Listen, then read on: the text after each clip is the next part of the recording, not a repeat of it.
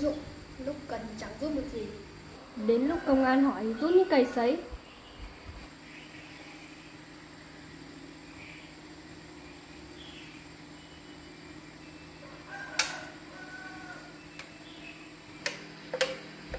Ông Tiến, tại sao lại đối xử với tôi như vậy? Tôi yêu anh thì có gì sai?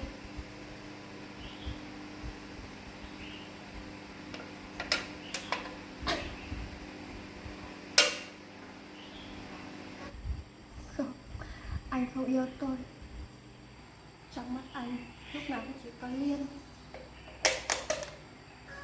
Con Liên lúc nào cũng là nó.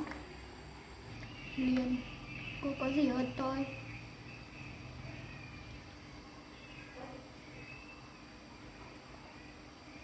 Rồi còn bà ấy nữa. Lúc đầu thì mạnh miệng lắm. Nó phải có con, bác phải có cháu. Đến lúc lên công an thì lại chẳng nói được gì. Nếu hôm nay bà ấy cứng rắn hơn thì công an đâu có nghi ngờ. Bây giờ họ bảo còn nhiều điểm phải điều tra. Tất cả là tại bà ấy.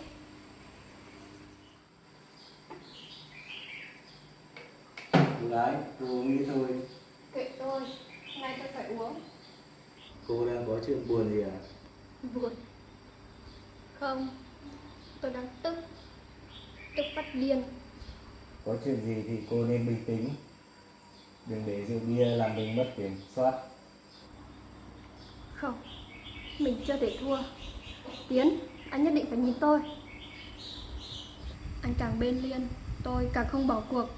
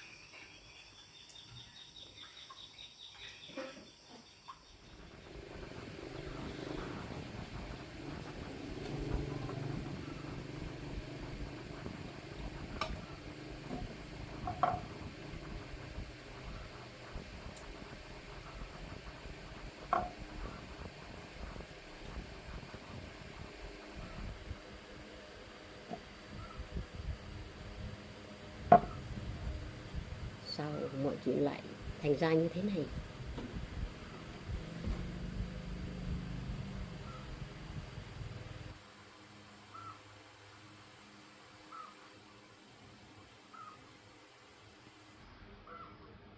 Mình thật sự đâu có biết, làm sao mà trả lời người khác được.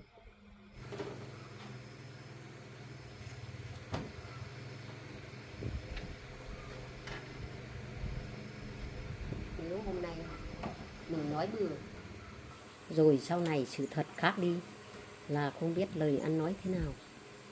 Con Thảo, càng ngày mình càng không hiểu được nó nữa. Lúc đầu mình chỉ nghĩ chỉ vì nó thích thằng Tiến, muốn có cơ hội, nhưng mà bây giờ mình thấy sao nó quyết liệt thế? Hay là nó làm quá thật rồi? Lỡ đâu nó làm một chuyện gì nữa là sao?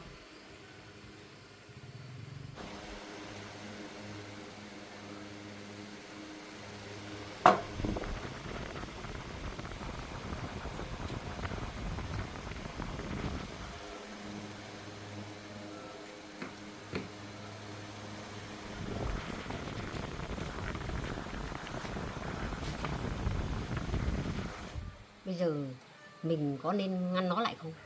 Hay là cứ để mặc nó?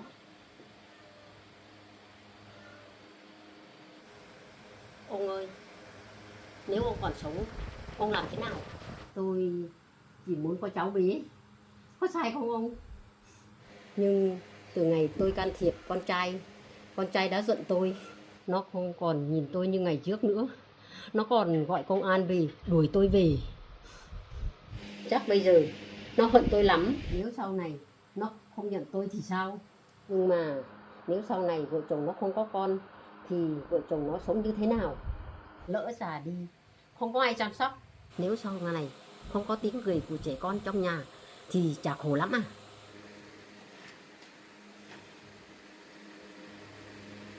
Một bên là con trai, một bên là mong có cháu. Bây giờ mình biết chọn thế nào đây?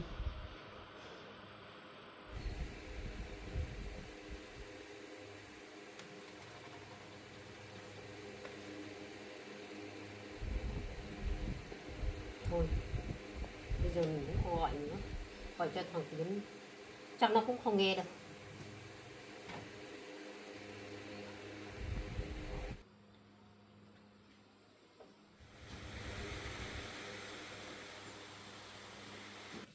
Tiến, con đây à? Con đến để hỏi vài chuyện. Con hỏi ý chuyện gì? Mẹ con có chuyện gì để con hỏi sao? Con muốn hỏi mẹ, tại sao mẹ với Thảo lại làm những chuyện đến mức này? Con là con trai mẹ hay là người xa lạ? Không, không phải như con nghĩ đâu. Vậy là thế nào? Từ ngày Thảo xuất hiện, gia đình mình hết chuyện này đến chuyện khác, chưa bao giờ được yên cả. Mẹ có biết là Liên đã khóc nhiều như thế nào không? Mẹ có biết con chịu áp lực nhiều như thế nào không? Mẹ không muốn mọi chuyện thành ra như thế này đâu. Nhưng nó đã thành như thế, bà mẹ là người khởi đầu. Không, mẹ không làm hại con. Mẹ không muốn làm hại ai cả. Con Thảo nó làm gì mẹ cũng không biết hết. Dạo này nó cũng không chịu nghe lời mẹ nữa. Mẹ nói gì nó cũng tự giải quyết thôi. Vậy mẹ muốn Thảo lúc nào cũng xen vào cuộc sống của con à? Mẹ chỉ muốn có cháu bé thôi. Con hiểu không? Mỗi lần mẹ nhìn thấy họ bế cháu, mẹ buồn lắm. Mẹ cũng già rồi, chỉ mong có tiếng gọi bà nội thôi. Con hiểu mong muốn của mẹ, nhưng mẹ có biết là con đau như thế nào không? Mẹ có biết Liên đau như thế nào không?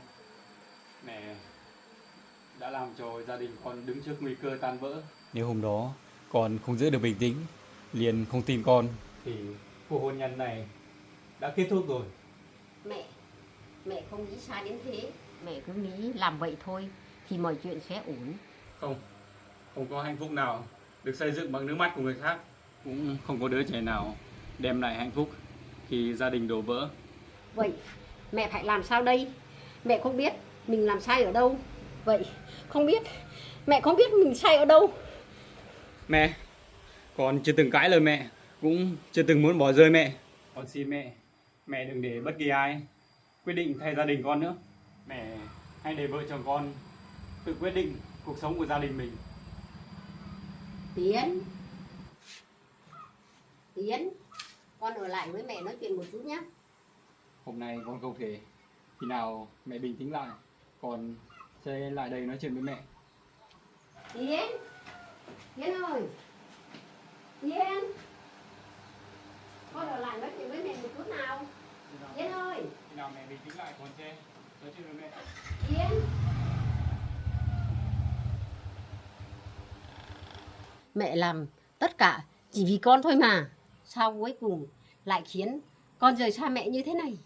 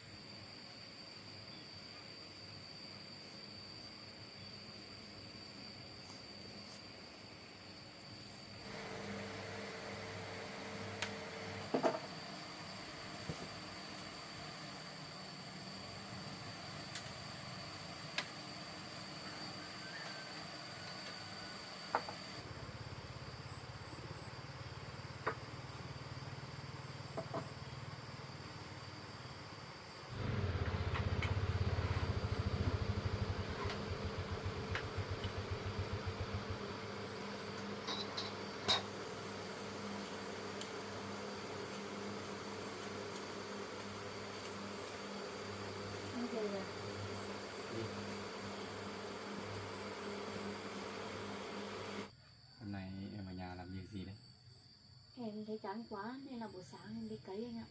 Xong chiều thì em phát quanh vườn nhà thôi. Có cần anh phụ phát thêm quanh nhà không? Thôi anh ạ, anh đi làm mệt rồi. Anh có mệt bằng em đâu. Em ở nhà có được nghỉ đâu. Hôm nay có ai đến đây làm phiền em không? Không anh ạ, chỉ có em với cả mình đống rau thôi. Hôm nay ở cơ quan lại xảy ra thêm một chuyện. Chuyện gì đấy anh? Thảo đã đến cơ quan trình bày sự việc. Cô ta vẫn chưa chịu dừng sao? Không, anh cũng không nghĩ là một chuyện lại đi xa như thế.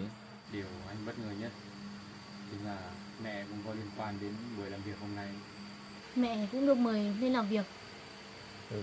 Vì hôm đó mẹ cũng có mặt ở nhà. Em thực sự không hiểu tại sao mẹ lại tin Thảo đến như vậy.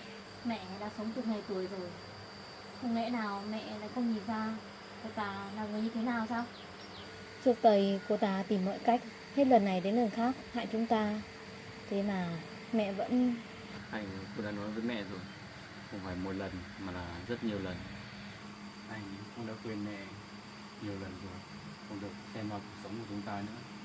Nhưng mẹ cứng đầu lắm. Mẹ chỉ nghĩ đến chuyện phải có cháu.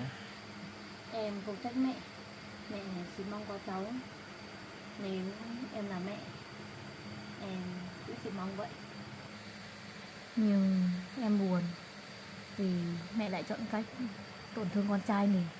Anh cũng đau vì đó là mẹ anh, người sinh ra anh. Anh không muốn lớn tiếng với mẹ, càng không muốn nhìn mẹ khóc. Nhưng anh cũng không thể để em chịu oan. Anh không thể chiều mẹ mà đánh mất người mà anh yêu thương nhất. Em biết em chưa bao giờ trách anh cả. Em chỉ sợ một ngày anh đứng giữa mẹ và em, anh sẽ phải lựa chọn. Không, anh sẽ không chọn. Vì mẹ là mẹ, còn em là người sẽ cùng anh đến hết cuộc đời. Điều anh muốn làm bây giờ là gia đình mình được bình yên. Em chỉ mong là đến một ngày mẹ sẽ hiểu. Mong mẹ hiểu rằng em không hề muốn cướp con trai của mẹ. Em chỉ muốn làm một người con dâu tốt. Rồi sẽ có ngày đó, anh tin chỉ cần chúng ta sống đúng, kiên nhẫn và không bỏ cuộc.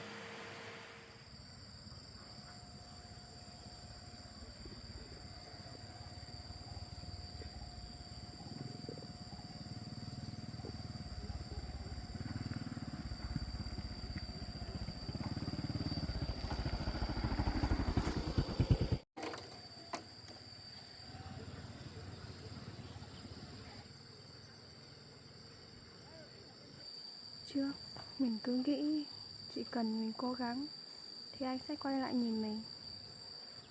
Nhưng mình làm gì thì người anh chọn vẫn là cô ấy. Tại sao? Tại sao người ở cạnh anh không phải là tôi? Điên, cô may thật, có được người mà tôi yêu. Nhưng tôi vẫn chưa cam lòng. Có những thứ tôi khao khát mà chưa có được. Nhìn hai người hạnh phúc, tôi cảm thấy mình lạc lõng. Nhưng cuối cùng người cô đơn vẫn là mình. Rồi sẽ có ngày tôi thôi ám ảnh với anh, hoặc học cách từ bỏ.